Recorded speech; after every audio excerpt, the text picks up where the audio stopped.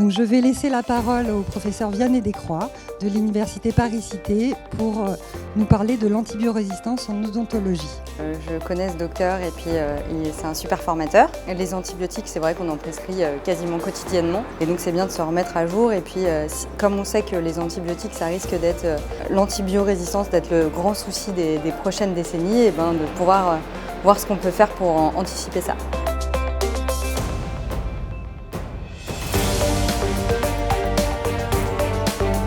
Effectivement, quand on prescrit 7, c'est 2 boîtes au lieu d'une. La médecine est une science et qu'à ce titre-là, vous voyez ce que je vous ai montré en 3 minutes, ça a pris 2 ans de travail. Il faut avoir tout résolu en 48 heures.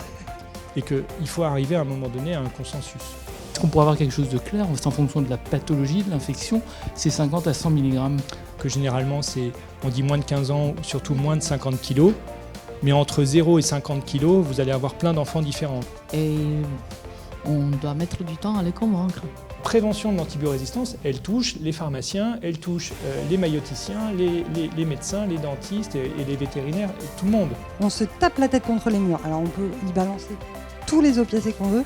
Je pense qu'à un moment, il faut faire le trou dans la dent, quoi. Donc ce que je veux savoir, c'est est-ce que c'est pas plus judicieux dans des cas où on a beaucoup d'anaérobie de passer directement à de l'augmentin? Là, on sort un peu du cadre des recommandations et de la médecine basée sur les preuves. Je trouve qu'il n'y a rien de plus important que de se parler entre nous en direct quand on a des problèmes aussi importants, plutôt que de passer par des communications un peu extérieures à notre environnement.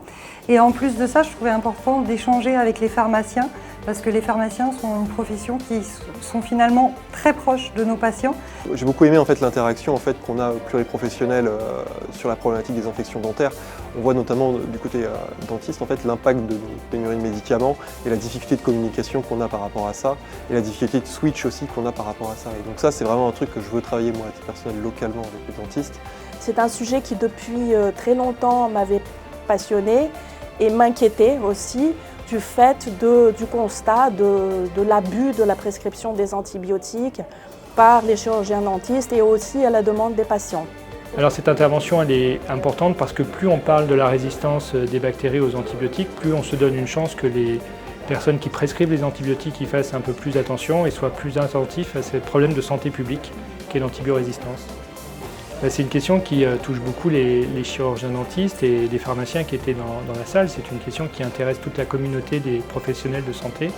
Et on sent que c'est vraiment tout leur quotidien qui est mis en question sur cette problématique.